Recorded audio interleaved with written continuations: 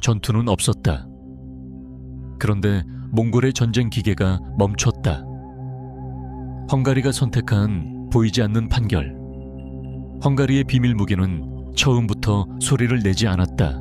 1121년 봄, 도나우 강 서쪽 몽골군의 진영에는 이상할 정도로 전투의 냄새가 없었다. 피도, 불길도, 비명도 없었다. 그럼에도 불구하고 병사들은 불안해하고 있었다. 이상했다. 너무 조용했다. 몽골 제국의 전쟁 기계는 항상 예측 가능했다. 먼저 정찰, 그 다음 포위, 마지막은 공포와 학살. 그러나 헝가리 평원에서는 그 순서가 무너지고 있었다. 수보타이의 부관 바야르투는 기록에 이렇게 남겼다. 적은 보이지 않았다. 하지만 말들이 먼저 쓰러지기 시작했다. 처음에는 단순한 피로로 여겼다. 말이 쓰러지면 갈아타면 된다. 몽골군에게 말은 무기이자 소모품이었다. 그러나 하루가 지나자 문제가 달라졌다. 말의 눈이 흐려졌고 호흡이 빨라졌으며 입가에 거품이 맺혔다. 병사들은 말에서 내리지도 못한 채 땅에 함께 쓰러졌다. 이것은 전염병도 아니었고 전투 피해도 아니었다. 몽골군은 이 상황을 이해하지 못했다. 헝가리는 싸우지 않았다. 헝가리군은 나오지 않았다. 성문은 닫혀 있었고 화살도 날아오지 않았다. 그런데도 몽골군의 전열은 스스로 붕괴되고 있었다. 수보타이는 분노했다. 적을 보지 못한 패배는 패배가 아니다. 그는 그렇게 믿는 사람이었다. 그는 즉시 명령했다. 물 공급원을 바꿔라. 이 땅의 물이 문제다. 하지만 이미 늦었다. 도나우 강지류, 야영지 근처의 우물, 말들이 물을 마시던 얕은 가을. 그 모든 곳에서 같은 증상이 나타났다. 말이 먼저 죽고 그 다음 병사가 쓰러졌다. 몽골군의 핵심은 기동력이었다. 말이 죽는 순간 그들은 더 이상 몽골군이 아니었다. 비밀 무기의 정체는 무기가 아니었다. 헝가리는 칼을 들지 않았다. 화포도 없었고 대규모 병력도 없었다. 그들이 사용한 것은 전쟁에서 무기로 분류되지 않던 것이었다. 후대의 기록을 종합하면 헝가리 왕실은 몽골 침공 이전부터 다음과 같은 준비를 해두고 있었다. 몽골군의 이동 경로 예측 가축 전염병, 연구 특정 광물과 식물 독소의 혼합 실험 수원지, 오염 가능성 검토. 이것은 기사도적 전쟁이 아니었다. 그러나 살아남기 위한 선택이었다. 헝가리는 몽골을 이길 수 없다는 걸 알고 있었다. 그래서 멈추게 하려 했다. 몽골군 내부의 공포. 몽골군 진영에서 처형이 시작됐다. 누군가 독을 풀었다. 내부 배신자다. 증거는 없었다. 그러나 공포는 증거를 필요로 하지 않았다. 말관리병, 우물 담당자, 정찰병들이 하나둘 사라졌다. 전투도 없었는데 재판 없는 사형이 내려졌다. 이것은 헝가리의 승리가 아니었다. 몽골이 스스로 무너지는 과정이었다. 첫 번째 후테 수보타이는 처음으로 철수라는 단어를 입에 올렸다. 몽골 제국 역사에서 유럽 전선의 후퇴는 설명되지 않는 사건으로 남게 된다. 공식 기록에는 이렇게 적혀 있다. 보급 문제로 인해 일시적 이동을 단행했다.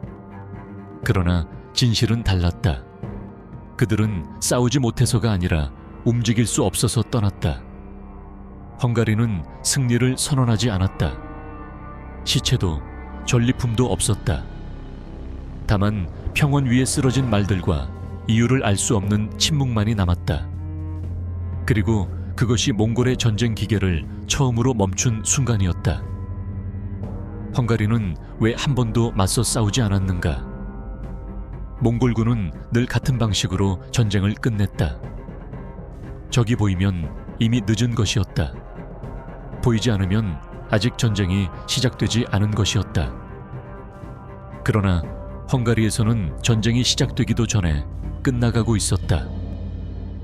물이 먼저 무너졌다. 몽골군의 기록관 카라초르는 이상한 점을 발견했다. 같은 날 같은 물을 마신 말과 병사만 쓰러졌다. 우연이 아니었다. 몽골군은 평소 물에 극도로 엄격했다. 기동군은 정해진 수험만 사용했고 낯선 강이나 우물은 피했다. 그런데 헝가리 평원에서는 선택지가 없었다. 도나우강 유역은 넓었지만 안전한 물길은 이미 비워져 있었다. 헝가리인들은 싸우지 않고 물러났다. 마을을 비웠고 곡식을 태웠으며 가축을 북쪽으로 몰았다. 몽골군은 추격했다. 그리고 마침내 남겨진 물을 마셨다. 헝가리의 준비 헝가리는 우연히 이 전술을 택한 것이 아니었다. 벨로 4세의 비밀회의 기록에는 이런 문장이 남아있다. 그들을 죽이려 하지 말고 그들이 가진 것을 죽여라. 몽골군의 힘은 병사가 아니라 말과 보급, 이동이었다.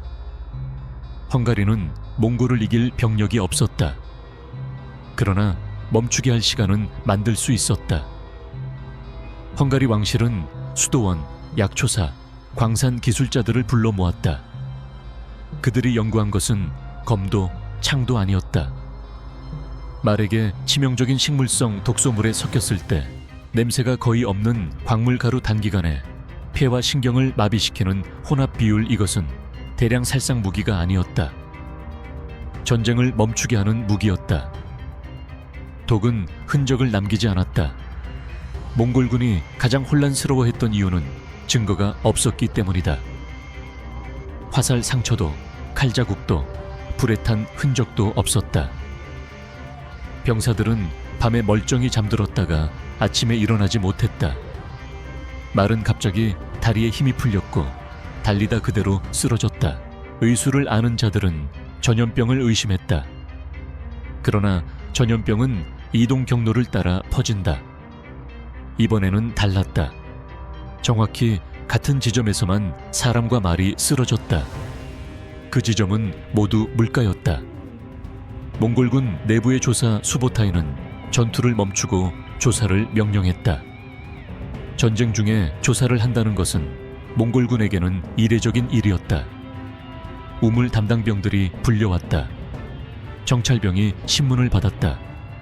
말관리병이 매질을 당했다.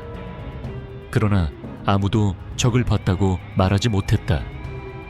헝가리군은 끝까지 모습을 드러내지 않았다.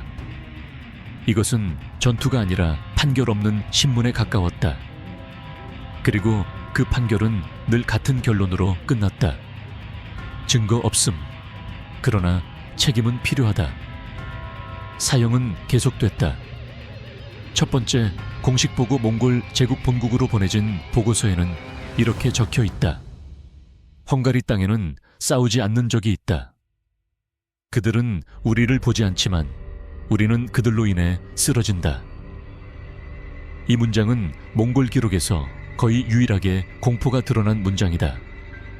몽골은 두려움을 기록하지 않았다. 그런데 이 보고서에는 그것이 남아 있었다. 헝가리는 침묵을 선택했다. 헝가리는 이 승리를 자랑하지 않았다. 왜냐하면 이 방식은 공개되는 순간 무력해질 전략이었기 때문이다.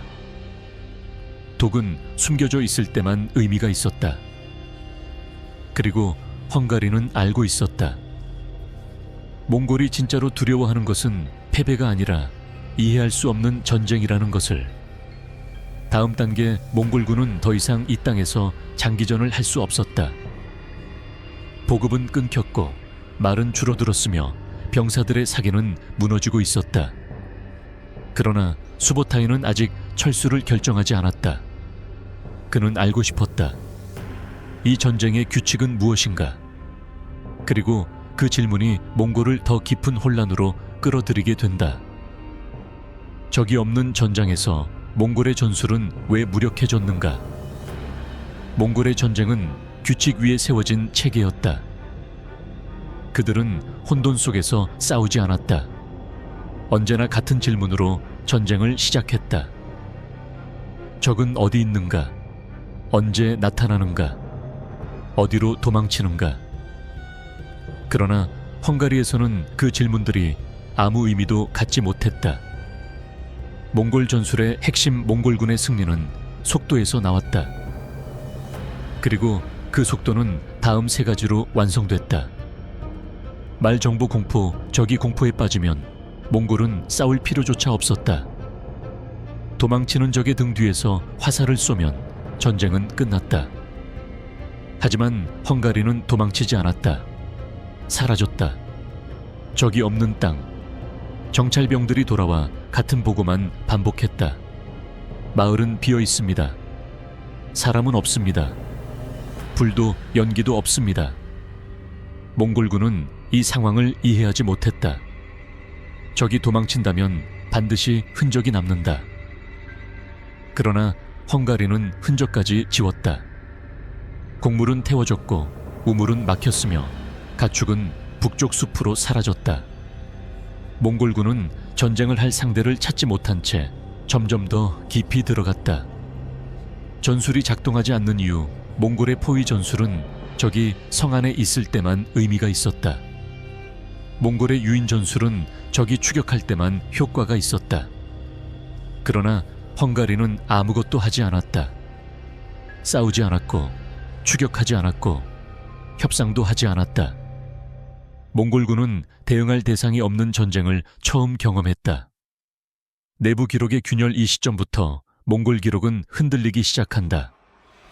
연대기가 서로 어긋나고 날짜가 틀리며 같은 사건을 다른 표현으로 기록했다. 이는 몽골에게 전례 없는 상황이었다. 보통 몽골의 기록은 전투 결과를 중심으로 정리된다. 그러나 헝가리 원정 기록에는 전투 대신 다음과 같은 문장이 반복된다. 이상 발생, 원인 불명, 조치 실패, 전쟁이 아니라 사고 보고서에 가까웠다. 두 번째 공포 말의 손실이 임계점을 넘기 시작했다. 몽골군은 하루에 평균 2번 이동했다. 말이 줄어들면 그 주기는 깨진다. 기동이 느려지면 몽골은 몽골이 아니었다. 병사들은 말을 아끼기 시작했다. 그리고 그것은 공포의 신호였다. 공포는 몽골이 퍼뜨리는 것이지 몽골이 느끼는 것이 아니었다. 헝가리의 계산, 헝가리는 몽골이 무엇을 두려워하는지 알고 있었다. 패배가 아니다. 전투 손실도 아니다. 통제 불능이었다. 몽골의 강점은 완벽한 통제였다. 그러나 헝가리는 그 통제의 기반을 조용히 무너뜨렸다. 식량 없음, 물의 신뢰 붕괴, 말의 감소 정보에 부재 몽골군은 자신들이 무엇에 노출되었는지조차 확신할 수 없었다.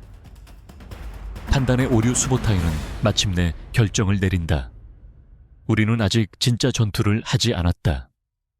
그 판단은 부분적으로는 맞았다. 그러나 그것이 가장 위험한 오판이었다. 이 전쟁의 핵심은 전투가 아니었다. 이미 헝가리는 전투 이전 단계에서 몽골을 묶어두고 있었다.